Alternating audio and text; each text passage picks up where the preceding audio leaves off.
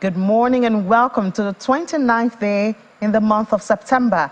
Today is the final working day in the week and the month, so it's a special Friday. I'm Ini John Mekwa, and this is 55 minutes of current and relevant business conversations. You're welcome to the program. So let's start off with what's going on in the global oil space. Prices slipped on Friday, but we're headed for a gain of 2% for the week, driven by tight U.S. supply and expectations of strong fuel demand in China during the Golden Week holiday. Brent December futures fell 14 cents to $95.13 a barrel, well ahead of expiring on Friday.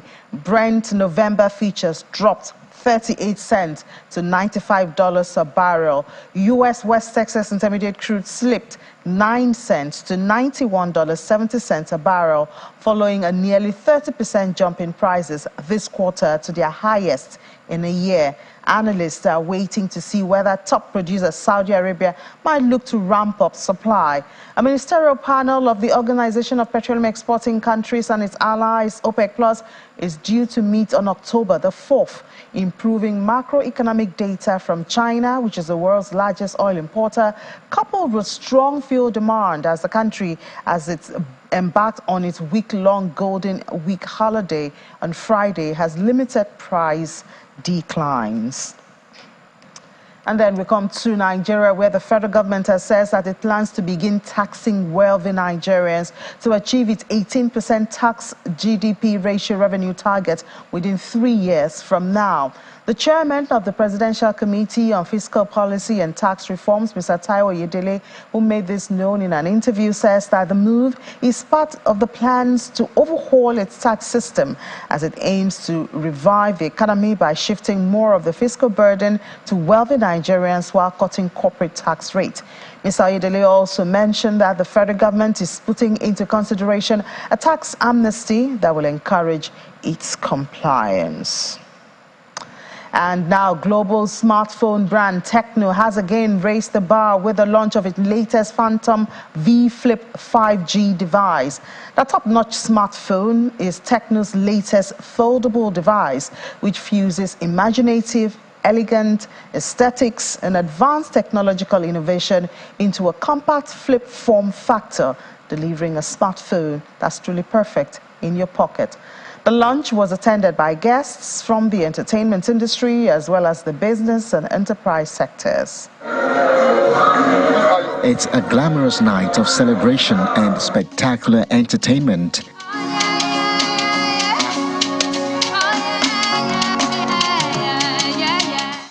Celebrities, influencers, and the upper echelon of tech and business realms are here for the official launch of Techno's awe-inspiring Phantom V Flip 5G. Marketing manager Thompson Annie takes the stage, highlighting the smartphone's qualities. When you buy this phone, you either get a Phantom drop box, very beautiful, or you get a 2 designer perfume he's and has. At the same time, you're getting 180 days broken screen protection and also our normal 12-month car care warranty. Hand of applause for Techno.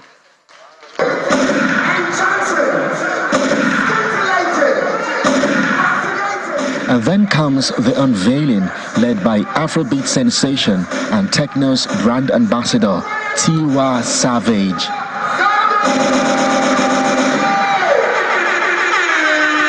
At an impressive 64-megapixel, Techno says the camera has the highest resolution of any flip phone in the market. But that's not all, as the 45-watt flash charging lets users power up in a flash. To blow your mind, this is the fastest charging flip device in the market. Fits in your pocket perfectly. Very nice design. This is the first of its kind from Techno. Isn't this cute and beautiful? Personally, I love that it's so pocketable. Like, you don't have to carry big, bulky phones when you have this, right? I like that you can fit it anywhere. You can put it in a tiny purse, ladies, right? Or you can put it in a big bag as well. Like, regardless of the bag or pocket you choose to put it, it fits perfectly. It brings back a lot of nostalgia. Like if you've ever used a flip phone, like from back in the days when somebody calls you and you're like, get off my phone, and then you slap it, it's really cool. But the good thing now is you have a full-size phone on the inside, right? So it's a full, proper smartphone with the cameras on the back and everything. But the cool thing about this one is you can use it basically like a tripod like this, sit it on a desk or something, and then you can use hand gestures to control the phone from the back and take videos and photos and things like that. The launch of the Phantom V Flip 5G device marks another milestone in Techno's continued exploration of new form factors and design languages to enhance and amplify the premium foldable user experience. All right, now let's head into our first conversation for this morning. And we're talking about the blue economy. We know that has been getting a lot of attention since President Bola Tinubu created the new Ministry of Marine and Blue Economy. Well, according to MPA, Lagos Ports handles 60 to 70% of trade vessels due to security and infrastructural support services, which is available around the ports, including the fact that Lagos is the commercial nerve of Nigeria, and most industries are located between Lagos and Ogun State. Well, there are others. In fact, for a fact, we have like 6 ports in Nigeria, a private one in Lekki. Thankfully, Nigeria now has that ministry. So hopefully we can expand attention and infrastructure, security, and all of that to other ports, decongest Lagos, and improve infrastructure available around the port. We have to discuss this. Captain Kunle Olaiwola, he's a chartered master mariner and joins us physically here in the studio. Good to have you, Captain. Thank you for your time. Thank you very much. Yeah. Happy to be here. Good to have you, sir. So I know that when we talk about security around our waters, we had an improved data from last year and all of that. Are we still on track when it comes to security on our water? Of course, we're on track because I worked in IMASA before. I retired, and I know the effort that the agency is putting in place to ensure maritime safety, safety of navigation, and to improve good standard shipping within Nigeria and West Africa. And in IMASA, they have some ships that they bought for deep blue operation to secure our waterways and the port. And there is a synergy between the Nigerian Navy, Nigerian Air Force, Army, also with NIMASA, which is really helping the situations. And also the curbing of the piracy at sea. This is a very great marks to this. Yeah, so while we seem to have scored some points when it comes to piracy, the issue of illegal fishing, which is dwindling or hitting on our revenue, doesn't seem to have received a lot of attention. Yeah, I will come in this way. You see, there are a lot of issues in shipping in Nigeria. Because in Nigeria, we love to make quick money. And by making quick money, there won't be much effort. So we can see that most of the fishing company in Nigeria, they are not so much active as before. And some of these criminals, they take the opportunity to see the weakness in proper enforcement, monitoring our waterways from the territorial water to the exclusive zone. They see some laxity in it. And these people, this criminal element decided to push on our waters by carrying out this illegal, unreported and unregulated fishing within our waters. And this is really wrecking our economy so much that Nigeria is losing a lot of billions of dollars yearly because most of these fish being perpetrated by the people from the Asias and end up taking this fish to Angola and put it on industrial ships and take it away without Nigeria making cover, without Gulf of Guinea making any money. So I think there should be synergy between the Gulf of Guinea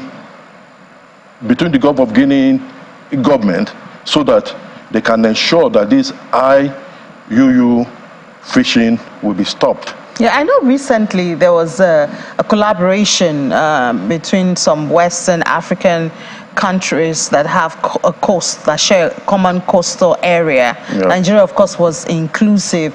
But let's look at it from inwards. Now we have a minister in charge of that, area, ministry, blue economy. Yeah. What do you think should be his first focus? His first focus should be the orientation, new orientation of the staffs that are in the agency that see to this managing of blue economy. In Nigeria here we have a lot of problem. When you see private company thriving, their business growing, but you see the one of the government not achieving anything. What I will advise the government, the new minister, is to ensure discipline, integrity in all the agencies that will oversee this blue economy. Because if there is no discipline, no integrity, no matter infrastructure, no matter paperwork, no matter implementation and checklist, they will not get anything. The system needs to be changed, and people that are professionals need to be there.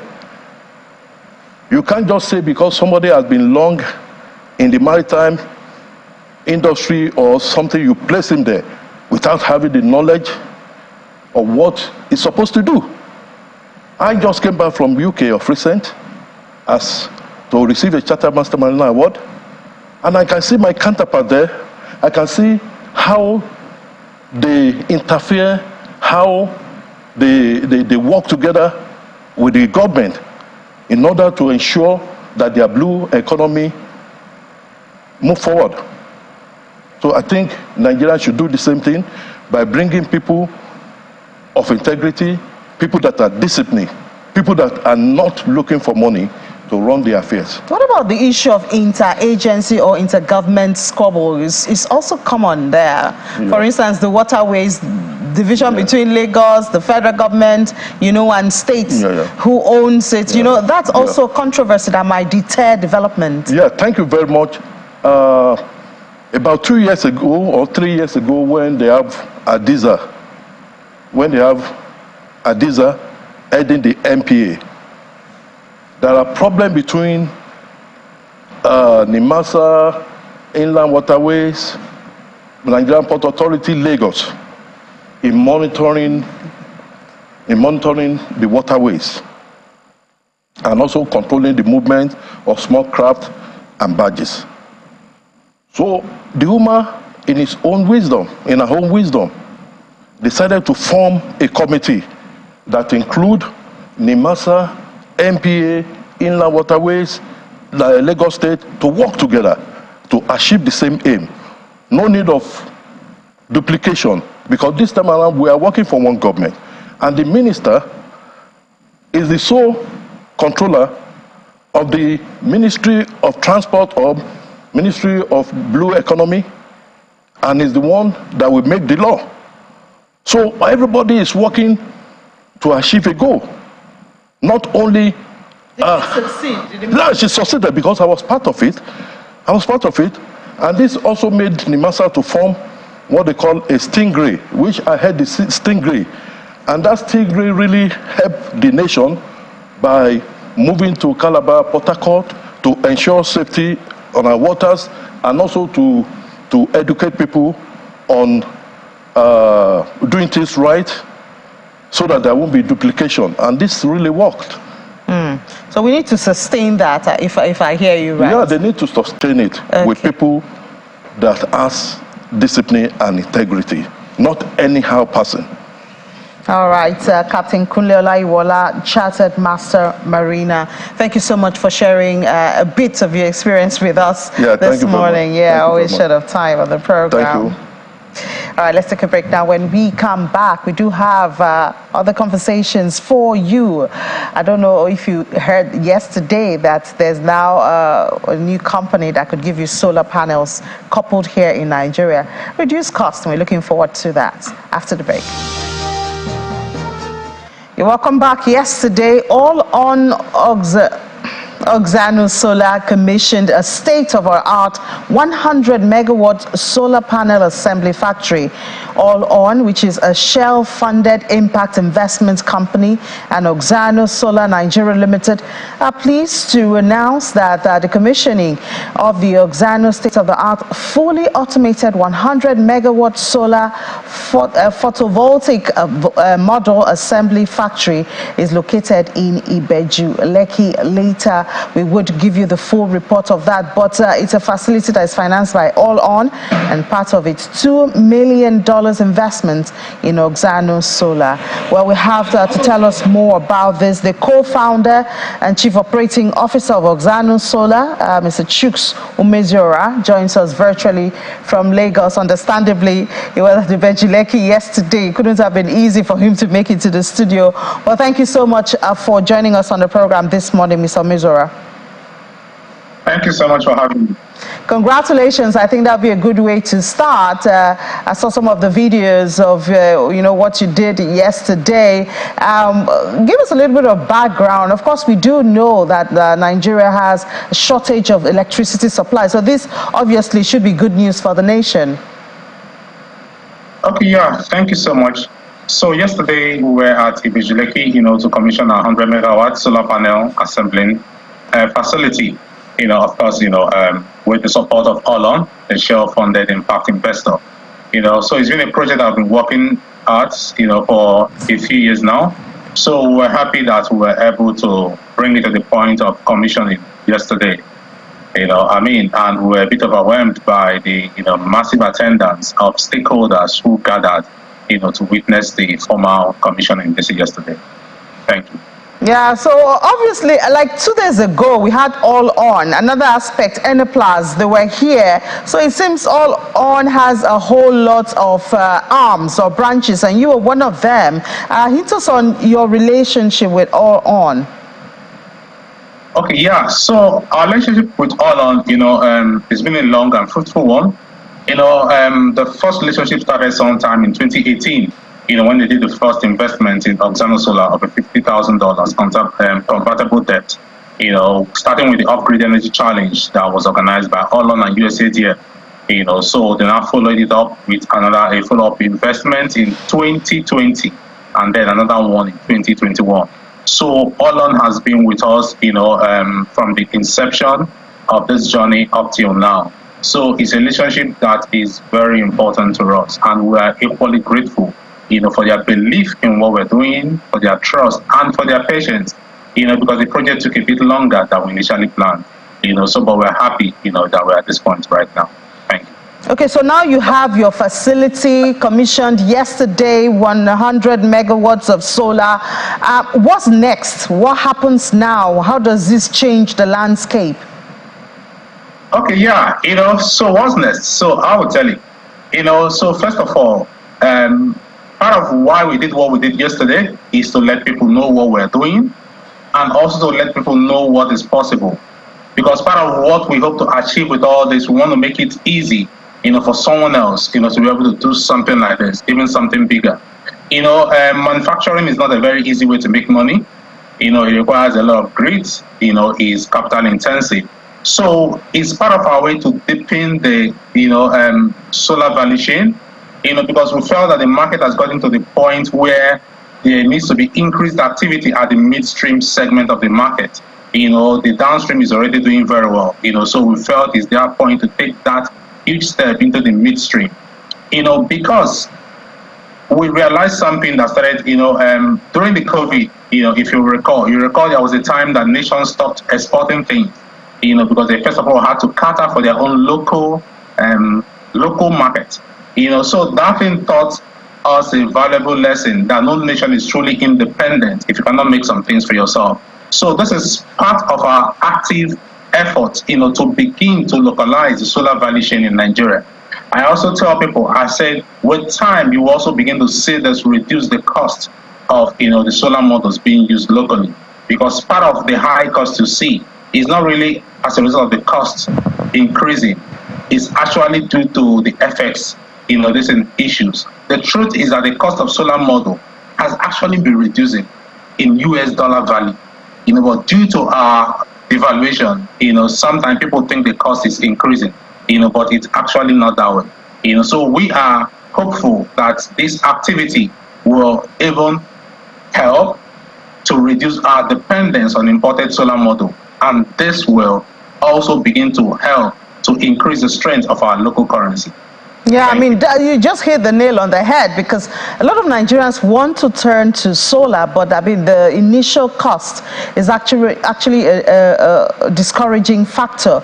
So, thank God you've talked about the overhead cost and of course, the FX factor there. So what can Nigerians expect to get from Auxano, and how can they access this?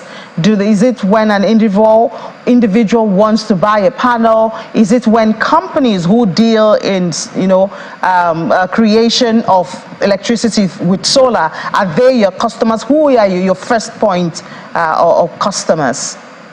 Okay, yeah, so basically the way the market works is, so we are mostly involved with business to business, so rather, sell to those who are doing solar installations, who can also now, this in retail to home users and end users, so yeah, the upfront cost of solar components is a huge challenge, but also that is also changing.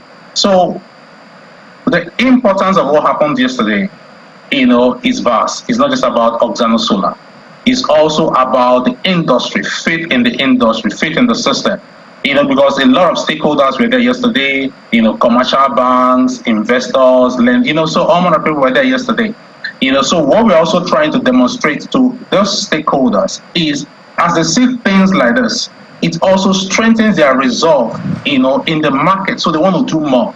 So part of what you're going to see is, so banks are going to start getting comfortable to finance solar solutions. And I even know a couple of commercial banks have also started doing that.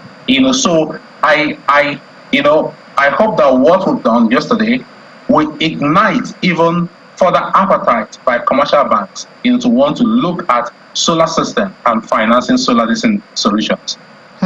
So obviously we expect this to be replicated. As you have mentioned, commercial banks are already showing interest. So I don't know if Auxano will bid other companies to replicate this in other states, or you would just give the space for other companies to do that. Yeah, so I mean, so if you know a bit about us, you will know that, part of what drives what we do is not just profit. We see ourselves as an extremely patriotic company. So we've told a number of stakeholders, so Auxano, we are willing to partner, with other stakeholders who want to replicate something like this, even with the state government, because we know that, I mean, Auxano alone, with this alone, will not be able to, to supply all the solar models being used here in Nigeria. We may still need about 10 to 15 of this facility, to be able to come close, to say, okay, now we can be totally dependent on the solar models that we use to ensure that we manufacture this thing locally. So there's still a lot of room for growth, and I mean, we are always willing to share some of our lessons, and to point people, who are interested in the right direction. And you keep talking about other funders, so obviously you're not jealously guarding that space. And the demand is actually there, because we see electricity supply in Nigeria has a whole lot left to be desired. Yeah, demand for solar system is outrageous, to be honest. Even the removal of the fuel subsidy has even added, further pressure to that. Because before now, a lot of Nigerians, depends on petrol as their primary source of energy, to power their, generators at home. The regulation happened first with the diesel. So even the diesel has been out of reach for so many, common people. So many of them relied on petrol. But right now petrol is no longer as cheap as it used to be. So one will ask yourself, so what are the alternatives? So you will see that what will happen is that solar is becoming more or less like the mainstay. Solar used to be a viable alternative, but in a short time we will realize that solar, kind of becomes the mainstay. Maybe petrogen may not become the alternative. All right. We are happy to hear that, and I'm wondering what next between you, your relationship, and All On. Do you have any other thing in the offing coming in real soon? Okay, yeah, so our relationship with All On, so this, like I said, is a long one. They've been our partner, and they're going to be a partner, because All On is a critical stakeholder, in the solar value chain. Just like you mentioned earlier, they have so many investees just beside. It's not just Auxano Solar, so All On is always active, looking for the next big thing. So for us, it's first of all, to reach that point where we are running at full capacity. We reach that point where we're able to meet up with all the orders that we get. And also part of the thing that we're also going to be doing, like I mentioned yesterday, is also going to get more foreign certifications. We are looking at Q1 next year. So that because sometimes people still ask and say, okay, so but do you have certifications that is beyond the sun cap and man cap? So that is also something that we are working on, because our goal is to do all that is necessary to ensure that we capture as many markets as possible.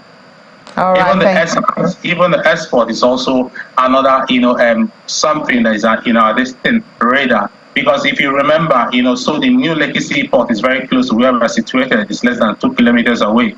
So we also hope that corridor will make it easy for exports in the next few years. All right, thank you so much, Mr. Chukwu Mizora, a co-founder and chief operating officer of Auxano Solar.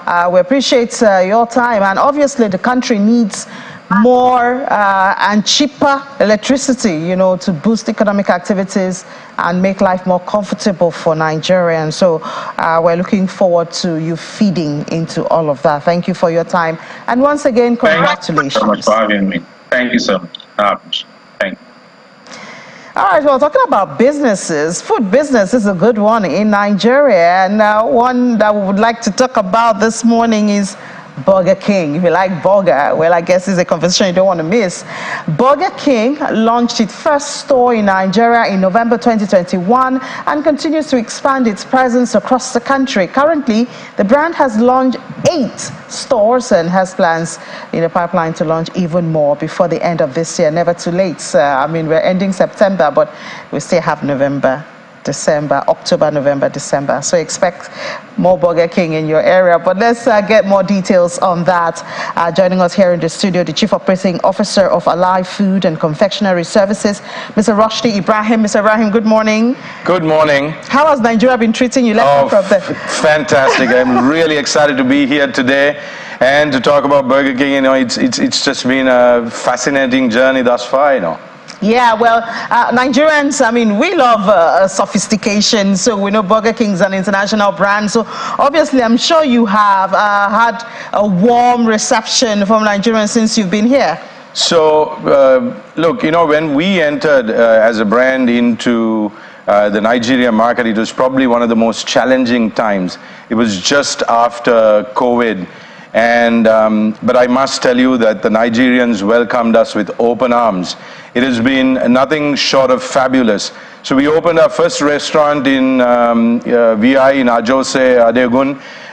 People waited in lines for hours and hours to get their first taste of the Whopper. It was just incredible to see those scenes and lines. And so that was the first one in Lagos State. We moved on to Abuja, and we opened our first restaurant in Gwarimpa.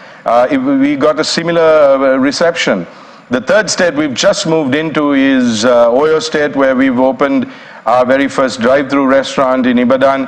I must tell you that there is, like you said, And there is a great appreciation for quality food served in a clean and friendly environment, and that's what we've seen. So I see us growing more and more. And then you have this have it your way concept. Tell us about that. So, look, you know, Burger King burgers are loved all over the world.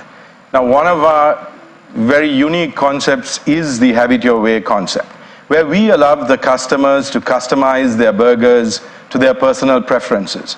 So we believe that every customer should be given the opportunity to tailor their burgers to their tastes. So that sets us apart from everyone else, where, you know, you have an exceptional dining experience. So you don't come into Burger King just for the burgers. You come in for the burger and the experience. But you pay for it. A lot of people have the perception that, I mean, it's an international brand, it's sophisticated, so it's expensive. How do you serve, you know, a larger portion of Nigerians? So really great question, because affordability is very, very key for us. We don't want to just speaking to a certain group of Nigerians, but instead we want to talk to all Nigerians. So our budget menu, which starts at a very affordable 900 Naira price point, kind of talks to that, and is ample proof to say that, you know, we talk to all walks of life in Nigeria, while making sure everybody has that opportunity to have a real burger experience. Real burger, I hear you. So I see you have budget menu, that's the one you've talked about. You have your hero products, chicken wraps, priced at 900, you know, so I mean, you're just trying to make us hungry this morning. I'm at work, Mr. Ibrahim. Yeah, you know, so we will have those burgers for you right after this interview. Look, I think when you walk into a Burger King restaurant today, it'll be very easy for you to order what you want.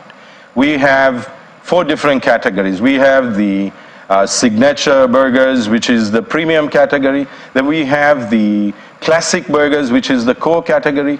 And then we have the budget menu. The budget menu, what we wanted to do with the budget menu is to have an affordable price point, but ensure that we don't compromise on quality. It is our same quality ingredients that go into the chicken wrap, which is a new introduction. The budget menu is getting launched on the 9th of October across the country. And I'm really excited because, again, like I said, we want to talk to all budgetary requirements, not just some. And this kind of talks to the aspect where, you know, we are affordable. And Nigeria turns 63 on Sunday. Does Burger King, are you celebrating with Nigeria? What way? We have been celebrating with Nigeria since we came into the market. Look, yes, absolutely. So this is an opportunity for us to be a part of the community that we have already been a part of. So we have some great plans. I cannot divulge everything that we're going to do, but what I can tell you is there is a freedom burger that is coming your way with a local flavor. I mean, Nigerians look out for that. And we also have a special offer that we are going to link to the 63rd anniversary. So look out for 6-3 that is coming, something coming your way with the 6-3 as well. Sounds interesting. I think the most interesting part of what you just said now is having a local flavor to it. That would be a different burger. I don't think we have burger in existence now that has a local flavor to it. Perhaps I'm wrong, but... So right now, we don't have a local flavored burger, but when you talk about the local flavor, we appreciate, and this is a question that gets thrown at me, so how are you going to localize? So we are the home of the Whopper. We have to stay true to who we are as a brand, but that said, we appreciate and understand the Nigerian taste palette. It is different. So when we introduced the yam fries, it was to complement our existing menu offerings. We also introduced the sweet potato cubes and the plantain, fried plantain. So these were all to sort of complement our existing menu offerings, but there is much more in store, I can assure you that. And that's the 63 burger coming up from Sunday. we will keep you in suspense. All right, thank you so much for joining us this morning, Mr. Rushdie Ibrahim, Chief Operating Officer of Allied Food and Confectionery, and for sharing burgers around Nigeria. Thank you so much. It was my pleasure being here today. Good to have you. All right, now let's take a breather and tell you about Kayi. There's the Kayi corporate news that was supposed to come. It's an app, a secure and innovative Pan-African digital payment platform. And they announced that they had obtained necessary regulatory approvals to launch in Nigeria and accelerate access to financial inclusion by individuals and businesses. Here's the story. It is a gathering of captains of industry, players in the fintech subsector, high-ranking government officials and diplomats to witness the unveiling of the Kayi app, a revolutionary digital payment platform built on Web 2.5 technologies. The product lead of the Kayi app, Abdulgani Rufai, notes that the African fintech market is brimming with opportunities and the Kayi app is poised to make a significant impact. Kayi app is not just an application, it is a symbol of innovation, a promise of financial empowerment and testament to the indomitable spirit of Africa. Join us on this journey as we redefine modern banking, break down barriers, financial inclusion, and pave the way for a brighter, more accessible and empowered financial future. The federal government is also getting on board with the technology in view of its desire to improve financial inclusion because of its capacity to reduce unemployment and end poverty. Through financial inclusion, we can bring more people into the formal economy. And by bringing more people into our formal economy, we stand a chance to reduce poverty. If we can bank a lot of these ordinary people, we empower them, we help them grow, we help them become something. And as they become something, your company will also continue to grow as well. Without access to banking, you will be left behind. You cannot transact online, you cannot benefit from social interventions, government social interventions, and many more. So this will really help empower our people to be financially included. Speech is done, the app is unveiled.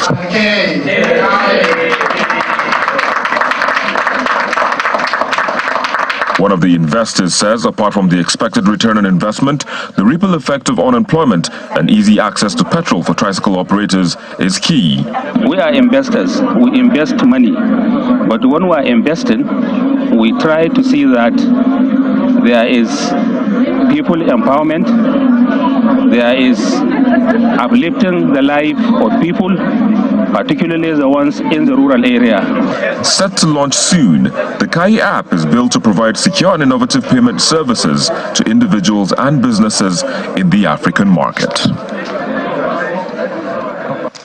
Moves for financial inclusion in Nigeria, there are, of course, a very necessary one, I would say. Let's head to the markets now with Will Ibong. Of course, the markets were not open yesterday. It was a public holiday, but I think Will does have some stories for us. The market resumed a one-day public holiday, hungry for money. So I guess we saw that red close yesterday, and I'm just like, I did say I wanted a positive close. It should come back, after I want you, Will. I told you investors had taken a break, spent a lot of money for Eid al-Maulud, so they were going to get back to the market to get some more money. Yes, but they could have thought of, maybe I should reinvest, buy more stocks, and that would have been nice. All right. So we did see that 0.31% down. And it's the last, it was this penultimate trading day, that was a penultimate trading day. So if we got 3 points, a positive close, it would have been great for the close of the third quarter of September.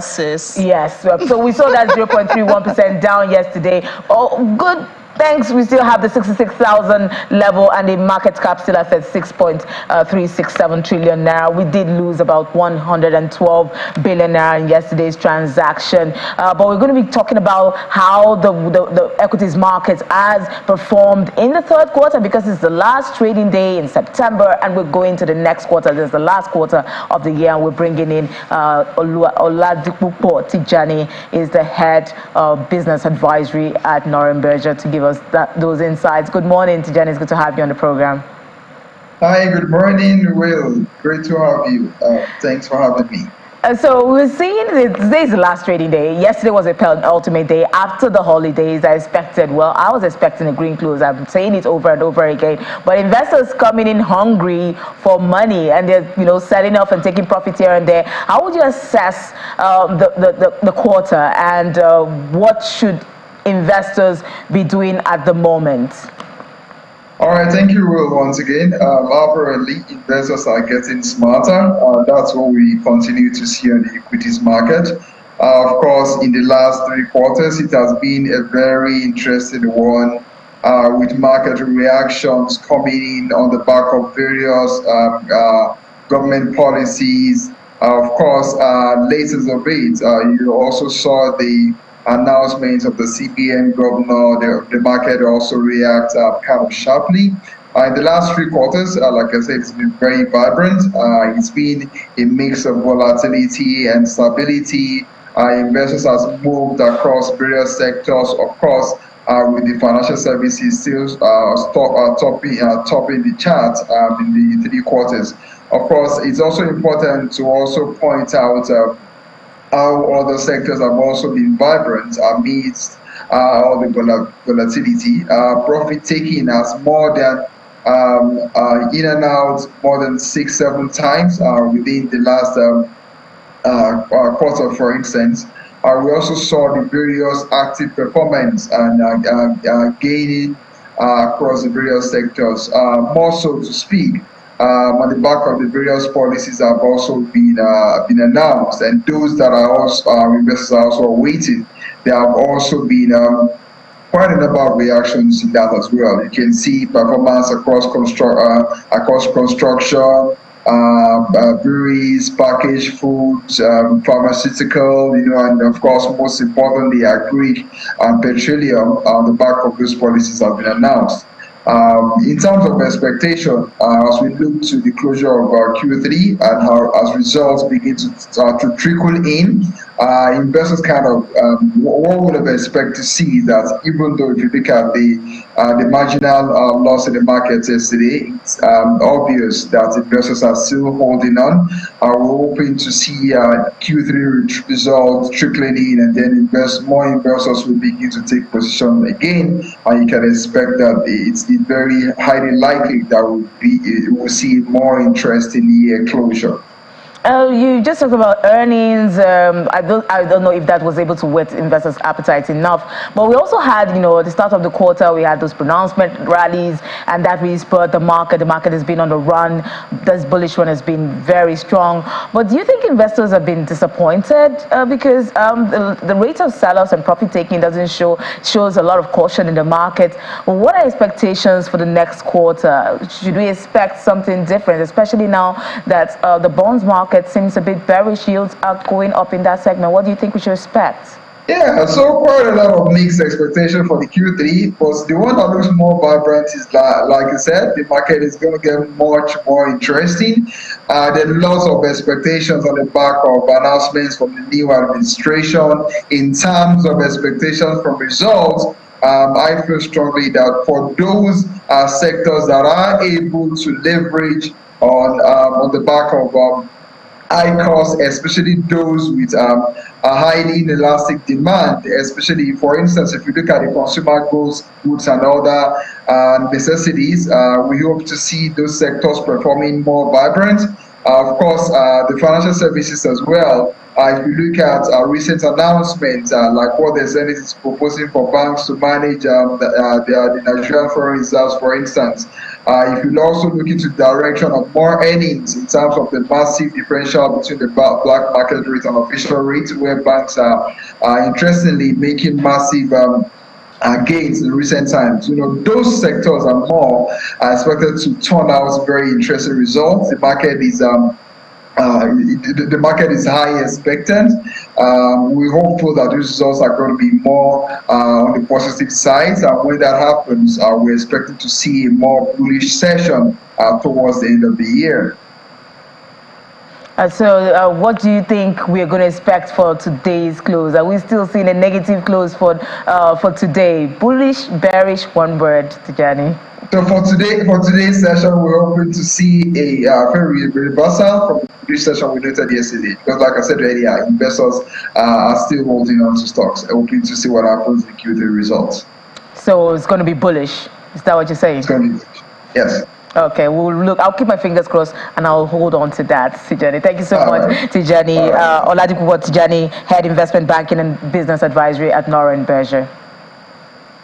Thanks for having me. So the market we're expecting that positive close. We're holding on to what Tijani has said. We're hoping the market will close in the green. But we're seeing also yields, ticking up in the fixed income space. We're seeing average yield ticking up there. So not so bad for the fixed income market as well. But we're hoping that investors, don't get drowned in the inflation, high inflation, and they get returns for their money. So we're seeing the last trading day today. So yeah, a lot of expectations, a lot of pressure. Yes, a lot of pressure for today. I think we're just going to be keeping our fingers crossed. Yeah, well, I don't know where else we'll keep our fingers if not crossed. Oh, yes, indeed. All right, Will, thank you. See you at 1:30. And Will hands over to Ladi as he comes in with his own market. I don't know if his fingers are crossed. I'm doing nothing with my fingers. You're doing nothing. I'm just leaving my fingers the way they should be. I see your hands moving. Means right. I think Ladi's just feeling so pumpers this morning because his market is green. Yeah, I think. But don't forget that the general sentiment is still bearish. Don't get too confident. Right. That debate still rages on. Is it a bullish market or a bearish market? But Bitcoin is green this morning, up 2.08%. See Ethereum, I'm also not missing out in the action. Up 2.82%. BNB, XRP, Cardano, all in the green. Just some stable coins. We're seeing little pockets of red on the market. Let's look at the sentiments this morning. We're seeing it's neither hot nor cold. It's neutral, 48 points over 100, showing that traders are not so bullish, but not so bearish at the same time. Let's look at the top cryptocurrencies we track now. See Bitcoin this morning, 26,953. At this hour, it's trading about $27,000, 2.08% up. We see Cardano also not missing out in action. There's 2% gains this morning. XRP, even though it's a big gain, 2%, but still maintaining that 50-cent range. It hasn't left that point. It's like looking like a stable coin at this point. We see BNB, the native token, the native coin for the Binance cryptocurrency exchange there, $215. Not left this level for a while now, 1.51%. Let's bring in Rume Ofi now, financial market analyst, joining me today via Zoom. Great to have you, Rume. Good morning. Good morning, Ladi. Good morning. Yeah, thank God it's Friday. Market is green. I'm sure you're thanking God for that too. But the SEC and the ETFs, that's been the big drama in this crypto space. It's looking like you're not going to get an ETF, or you might get the ETF, but now there's a delay now for the BlackRock, Invesco, and Bitwise ETF. How's that impacting things so far? Yeah, so the BlackRock ETF is being delayed. I think there's a delay. This is a strategy for the SEC to push all of this to 2024. It is not the best though, but they need to get some clarity. Some days ago, the SEC chair was invited to Congress, and all of that is geared towards clarity, because the SEC now is taking certain laws, certain powers into their hands that is not supposed to be. So there need to be some clarity for them to abide by. But I see some really green hopes coming towards the end of the year to next year, hopefully, which is also a year of the U.S. election. So a lot of persons are saying that this administration didn't favor the entire crypto space, but hopefully something else can come in at the end of the day. But that's not to say that we don't have challenges. You can see what happened earlier this week at some point where Binance actually left, totally left Russia for COMEX, another exchange platform, because of compliance issue. All right, Rume, let me ask you this, Rume. Let's just imagine for a moment now we get an ETF approved in the US. Does that translate to a mega pump for Bitcoin? What are you seeing? Yeah, so that narrative is really, really, really valid. It could translate to a mega pump, really, because it gives investors confidence that, oh, this asset is backed and they can invest a certain amount of their portfolio. BlackRock is the biggest asset manager in the world, and them getting involved in, first and foremost, this industry is a point of call that there's something really interesting here, because no platform wants to go and invest or involve themselves with something that they're not having clear pathway towards. And it is a clarion call that everyone involved in this industry right now need to have some huge amount of knowledge that is getting them towards where they need to go. All right, let's talk football now. Remember, we see Tottenham Hotspurs, they've joined the League of Club Fan Tokens.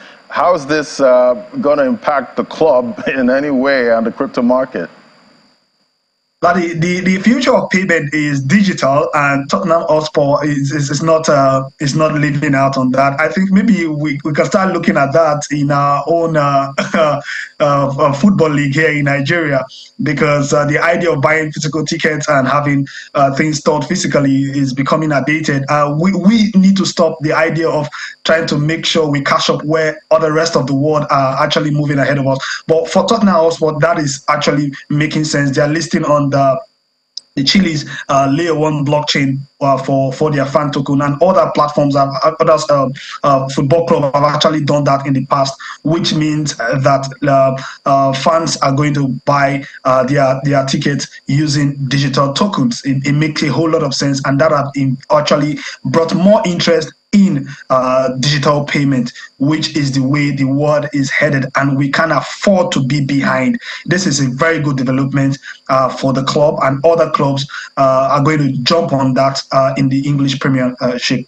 Right, and I wonder if that's going to impact if they're going to win their coming games. Maybe, Rume, you can give me some short games for the weekend. Maybe, Rume.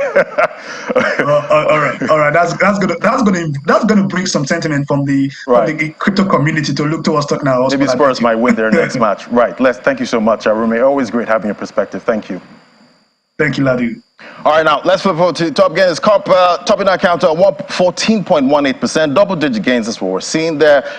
Meme coin, new addition to the meme coin community there, 11.29%. Arbitrum, 90 cents, 8.96%. Single-digit gain, but still big at this point. Let's look at the top losers now. We see the GT token there, that's the one for the centralized exchange. That's trading down 2.75%. XMR, $145. So that's how the market is looking. It's neutral. It's not bullish, not bearish, just somewhere in the middle.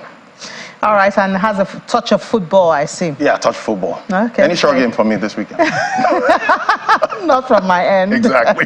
All right, thank you so much, Ladi. You'll be on tomorrow, 7 p.m. Right. Capital Markets. Thank you. Thank you. So you see Ladi tomorrow, 7 p.m., when he'll give you a summary of all that has happened in the market globally at 7 p.m. The program will be Capital Market. Meanwhile, we'll be back here 1:30.